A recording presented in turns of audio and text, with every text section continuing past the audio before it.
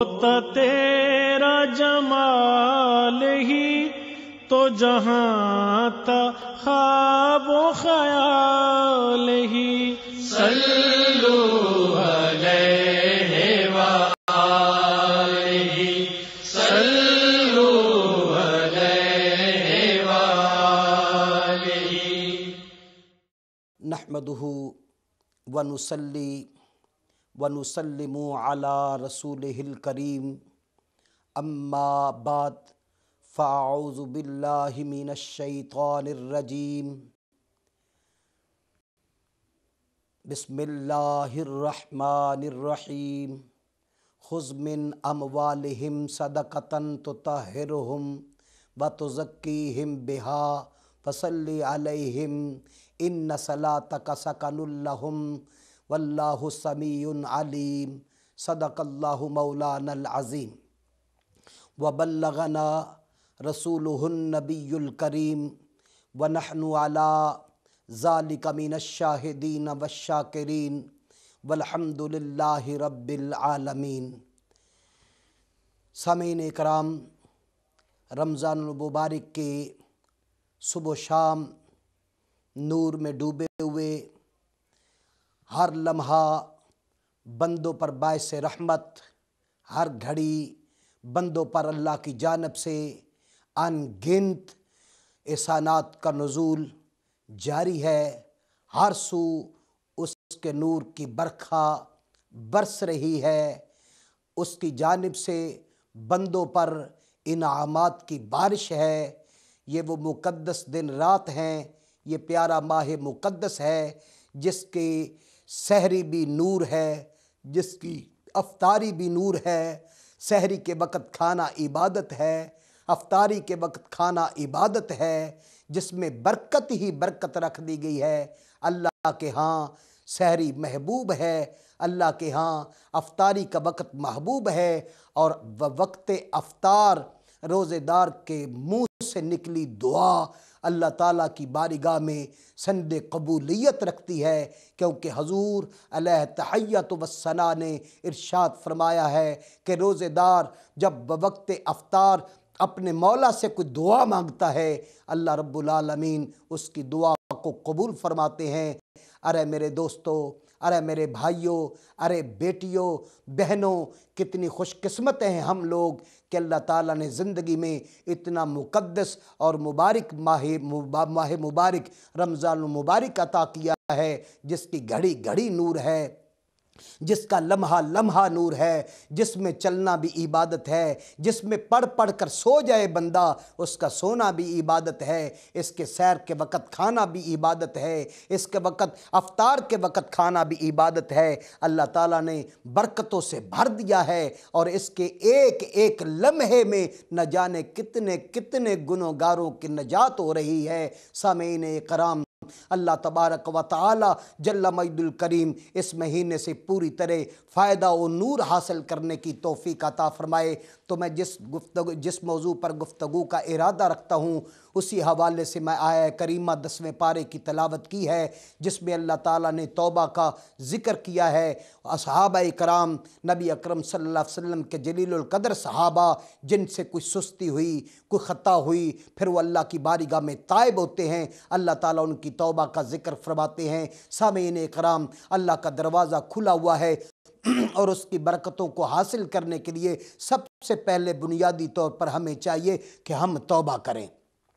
اپنے ماضی پر توبہ کریں، اپنے گناہوں پر توبہ کریں، اپنی غلطیوں پر ندامت ہو، ہمیں اپنی کوتاہیوں پر شرمندگی محسوس کریں، اور اللہ رب العزت سے عہد کریں کہ بار الہ ہماری ماضی کی خطاؤں کو بخش دے، اور آئندہ ہم عہد کرتے ہیں کہ ہم پوری طرح نبی محترم صلی اللہ تعالی علیہ وسلم کی سیرت مقدسہ پہ عمل کر کے اللہ تیرا قرب پانے کی کوشش کریں گے۔ تو یقیناً اللہ پھر اپنے بندوں کی مدد کرتا ہے۔ جو میں نے آیہ کریمہ آپ کے سامنے تلاوت کی ہے، اللہ رب العالمین اس میں ارشاد فرماتے ہیں خذ من اموالہم صدقۃ تطہرہم وتزکیہم بہا، اللہ فرماتے ہیں محبوب ان کے مالوں کا صدقہ وصول کیجئے اور انہیں پاک کیجئے اور انہیں صاف ستھرا فرمائیے۔ دیکھیے جب قرآن پڑھیں پھر عظمت مصطفیٰ کا پتہ چلتا ہے، کائنات میں ایک رب تو ہے جو پیدا کرنے والا ہے، وہی پاک کرتا ہے، وہی عطا کرتا ہے، وہی دامنوں کو بھرنے والا ہے، لیکن قرآن یہ بتلا رہا ہے کہ اس رب ذوالجلال نے، اس کی صفت ہے پاک کرنا، وہ اپنے بندوں پر اپنوں پر جب راضی ہو جاتا ہے، اس نے اپنے پیارے محبوب اپنے انبیاء میں وہ ہستی جس کو نبیوں کا بھی امام بنایا، سب سے پہلے آنے والے کو سب سے بعد میں بھیج کر سب کا امام بنا دیا، ختم الانبیاء بنایا، عظمت مصطفیٰ کو اتنی بڑائی عطا فرمائی، امام الانبیاء کا تاج عطا کیا، حضرت محمد مصطفیٰ صلی اللہ تعالی علیہ وسلم مدینہ طیبہ میں جلوہ گر ہیں۔ آپ نے جنگ تبوک کے لیے جب تشریف لے گئے، احباب کو حکم دیا، صحابہ اکرام کو نکلنے کا حکم دیا، کچھ صحابہ اکرام سے سستی ہوئی، وہ اس جنگ میں نہ جا سکے۔ جب جنگ سے فارغ ہوئے، آقا علیہ السلام اپنے خدام سمیت جب مدینہ طیبہ پلٹ کے آئے، پورا مدینہ سجا ہوا ہے، مدینے کے ذرے چمک رہے ہیں، آقا کے قدم چومنے کے لیے مدینے کی دھرتی ترس رہی ہے۔ جب رحمت للعالمین مدینے کے تاجدار یوحا کے لب والے محبوب جب واپس تشریف لاتے ہیں تو وہ صحابہ کرام جو نہ جا سکے تھے جنگ میں، انہیں اپنی غلطی کا شدت سے احساس ہوا، انہیں ندامت ہوئی، انہوں نے محسوس کیا کہ ہمارا جرم جو ہے بہت سخت ہے، یہ خطا جو ہے بہت بڑی ہے، یہ غلطی جو ہے یہ بہت بڑی ہے۔ انہوں نے ندامت محسوس کرتے ہوئے، غلطی کو تسلیم کرتے ہوئے، انہوں نے اپنے آپ کو مسجد نبوی کے پلروں سے بندھوا دیا، ستونوں سے بندھوا دیا۔ ان کے گھر والوں نے، ان کے بچوں نے، ان کے احباب نے انہیں ستونوں کے ساتھ باندھ دیا۔ جب نبی محترم صلی اللہ تعالی علیہ وسلم مدینہ کی جانب آ رہے تھے، بچے میرے مصطفیٰ کے استقبال کے لیے تڑپ رہے تھے، بوڑھے میرے آقا علیہ السلام کے لیے دیدار کے لیے بے تاب تھے، مائیں ایک جھلک مصطفیٰ کریم علیہ السلام کو دیکھنے کے لیے ترس رہی تھی۔ وہ آقا علیہ السلام کے حسن بے مثال نے وادی مدینہ کو پھر وہ رونق و بہار جو آپ کے جانے سے، تشریف لے جانے سے رکی تھی، وہ پھر آقا علیہ السلام کا حسن جب پورے مدینے پر غالب آیا، ہر سو خوشبو وجود محمد کی پھیل گئی، تو آپ مسجد نبوی میں جب تشریف لاتے ہیں، دیکھا تو کچھ لوگ مسجد کے ستونوں کے ساتھ بندھے ہوئے تھے۔ میرے آقا علیہ السلام نے دریافت فرمایا یہ کون لوگ ہیں؟ تو جواب میں عرض کیا اے والضحیٰ کے چہرے والے، رب کے پیارے محبوب یا رسول اللہ صلی اللہ تعالی علیہ وسلم، یہ وہ لوگ ہیں جو صحت کے باوجود، تندرستی کے باوجود یہ جنگ میں نہیں جا گئے، اور انہیں اپنی غلطی کا احساس ہوا ہے، اور وہ کہتے ہیں کہ ہم نے اپنے آپ کو بندھوا دیا ہے، جب تک ہمیں اللہ کے رسول نہ کھولیں اس وقت تک ہم بندھے رہیں گے، اور اللہ سے استغفار کرتے رہیں گے، اور اللہ کے رسول سے بھی معافی کے خواستگار رہیں گے۔ نبی محترم صلی اللہ علیہ وسلم فرماتے ہیں ارے میرے دوستو، ارے بھائیو، اگر یہ بات ہے تو مجھے رب قدوس کی قسم ہے میں بھی اس وقت تک ان کو نہیں کھولوں گا جب تک کہ میرے رب ذوالجلال کی طرف سے حکم نہ آ جائے، یہاں تک کہ 12 دن تک وہ وہاں بندھے رہے۔ صرف وضو کے لیے ان کے بچے انہیں کھولتے تھے اور نماز کے لیے انہیں کھولتے تھے، باقی سارا ٹائم وہ مسجد کے ستونوں سے بندھے رہتے، ان کے آنکھوں سے آنسو برستے رہتے، وہ اللہ کی تقدیس تسبیح پڑھتے رہتے، عرض کرتے بار الہ ہمیں معاف کر دے، اللہ ہم پر رحم کر دے، اللہ ہماری خطا کو معاف کر دے۔ رب ذوالجلال کے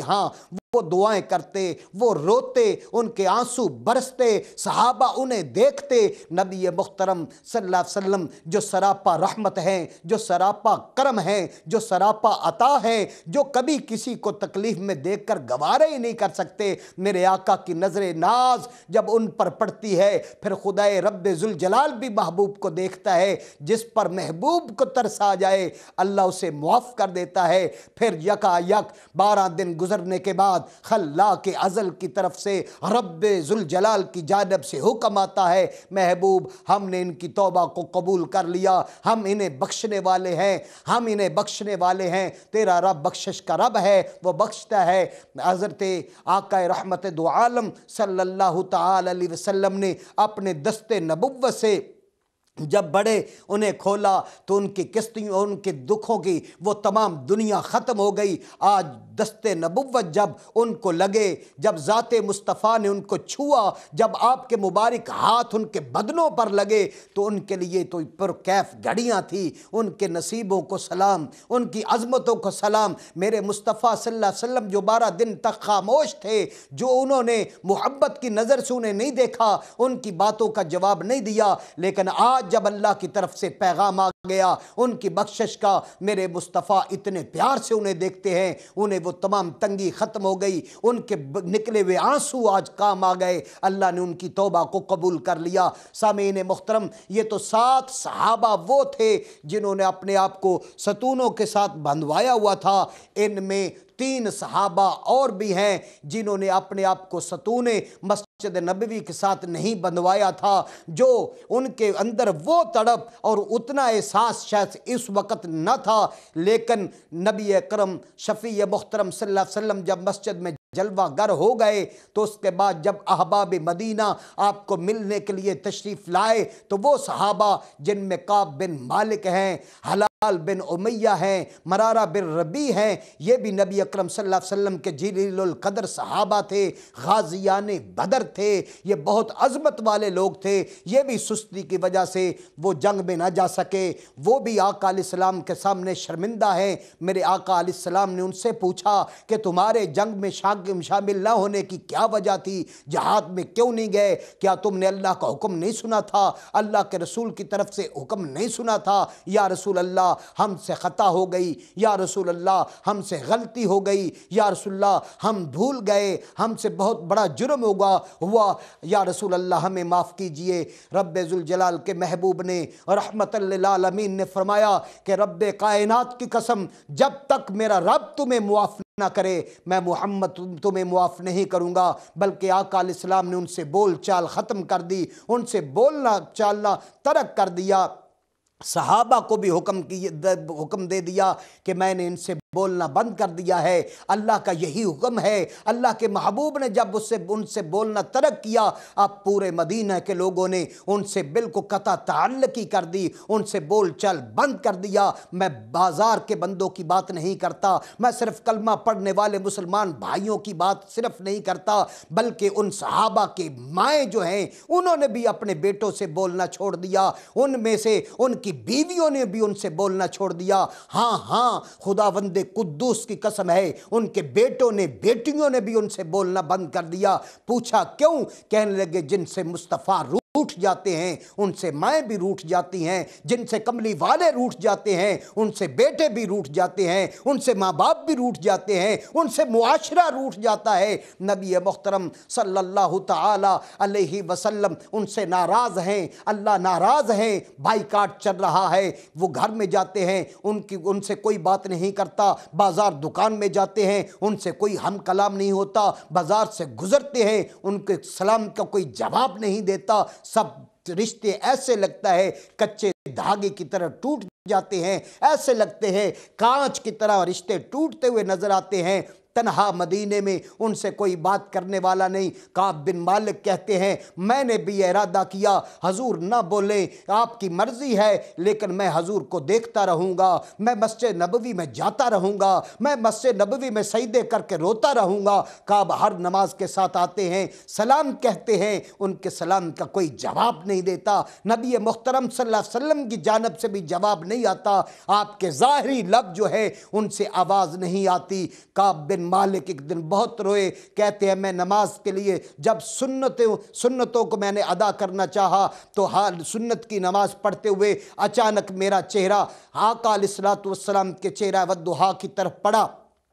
تو میں نے دیکھا رحمت للعالمین میری طرف دیکھ رہے थे, बस मुझे यकीन हो गया कि मेरे मुस्तफ़ा करीम मुझसे इतने नाराज़ नहीं, ज़रूर मेरे लिए रहमत बनेंगे, क्योंकि वो रहमत हैं, उनकी रहमत का हिस्सा मुझे मिलेगा, वो खुदा ताला की जानिब इंतज़ार में है। हज़रत काब कहते हैं मेरे दिल को थोड़ी सी तसल्ली हुई, लेकिन हालत ये है कि काब बिन मालिक कहते हैं जिधर जाता हूँ मुझसे कोई बात करने वाला नहीं, मेरे रिश्तेदारों ने मुझे छोड़ दिया, मेरे यारों ने मुझे छोड़ दिया, मेरे घर वालों ने मुझे छोड़ दिया, यहाँ तक कि माँ मुझसे रूठ गई, बीवी मुझसे रूठ गई, कमरे अलहदा हो गए, बिस्तर अलग हो गए, खाना पीना अलग हो गया, लेकिन यही कसूर किया कि एक हुक्म नहीं माना, एक हुक्म मानने में कोताही हुई है, सुस्ती हुई है। अरे मेरे भाइयों, जो हम सरासर नहीं मानते, जो शरीयत की तरफ देखते नहीं हैं, हमारा हाल क्या होगा? जो हम कुरान को पढ़ते ही नहीं हैं,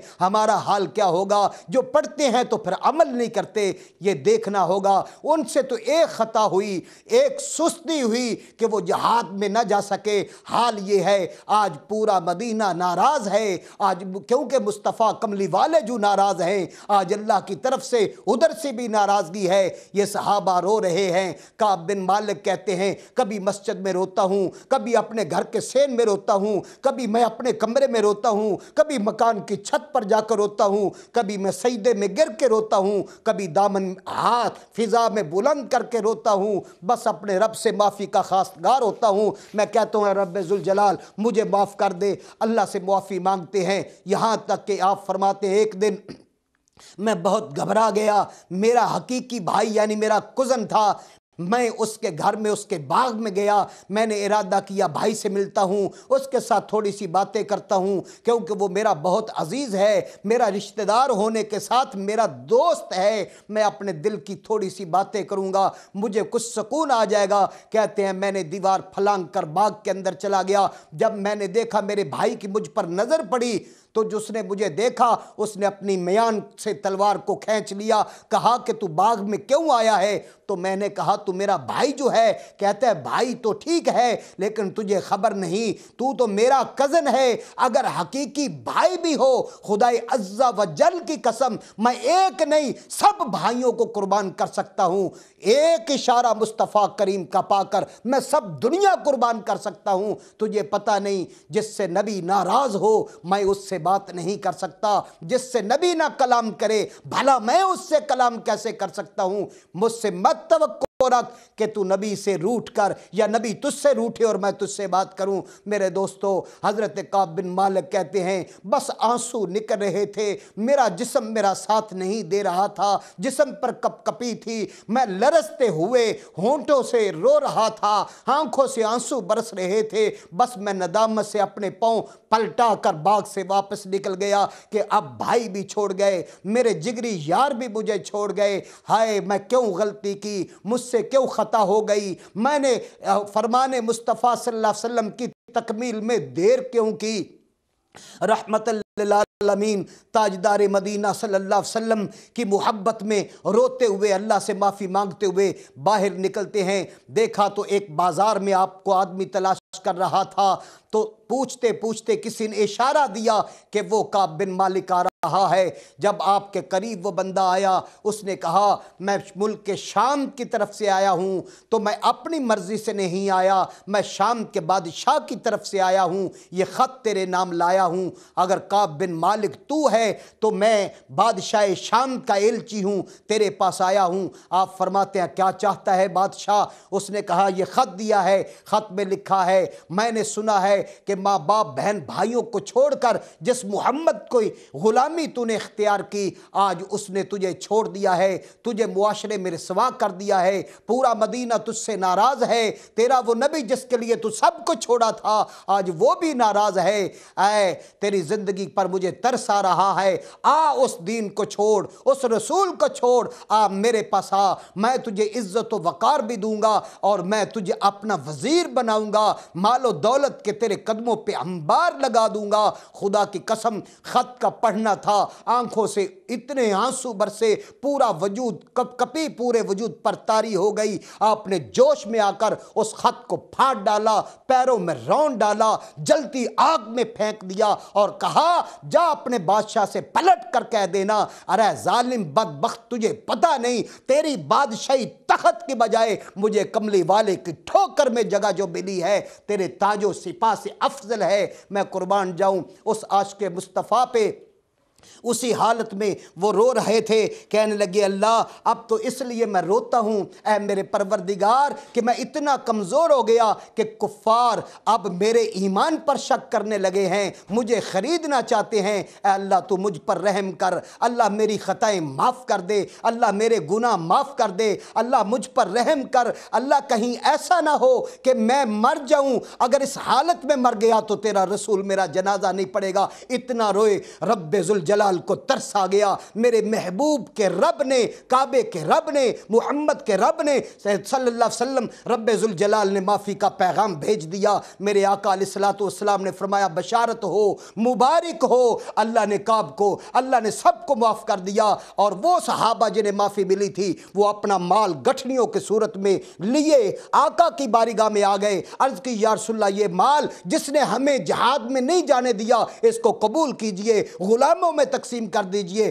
ہمیں نہیں چاہیے۔ آپ نے فرمایا میرے رب کی طرف سے حکم نہیں آیا۔ اللہ تعالیٰ نے فرمایا خذ من اموالہم صدقۃ تطہرہم وتزکیہم بہا وصلی علیہم ان صلاتک سکن اللہ۔ اے محبوب ان سے مالوں کا صدقہ وصول کیجئے، انہیں پاک کیجئے، انہیں ستھرا کیجئے۔ ارے قرآن پڑھنے والوں، نبی کو اللہ نے اوصاف عطا کیے ہیں، اللہ بھی پاک کرتا ہے اور اللہ کے حکم سے نبی بھی بندوں کو پاک کرتا ہے۔ اللہ تعالیٰ نے ان کے صدقے وصول کیے، انہیں پاک کر دیا اور نبی سے کہا اے میرے نبی ان کے لیے دعا کرو کیونکہ تیری دعا بے چین دلوں کا چین ہے۔ اللہ تعالیٰ نبی اکرم صلی اللہ علیہ وسلم کی دعا ہمیں نصیب کرے، اللہ نبی پاک کی رحمت ہمیں نصیب کرے، اللہ ہم سب پر برکتیں نصیب کرے۔ اور توبہ کرنی چاہیے، رمضان شریف ہے میرے دوستو، ہمیں بھی اپنے اعمال پر توبہ کرنی چاہیے، غلطیوں پر توبہ کرنی چاہیے۔ اللہ تعالیٰ ہمیں توبہ کی توفیق دے اور اپنے انعامات عطا فرمائے، آمین۔ وآخر دعوانا ان الحمد للہ رب العالمین۔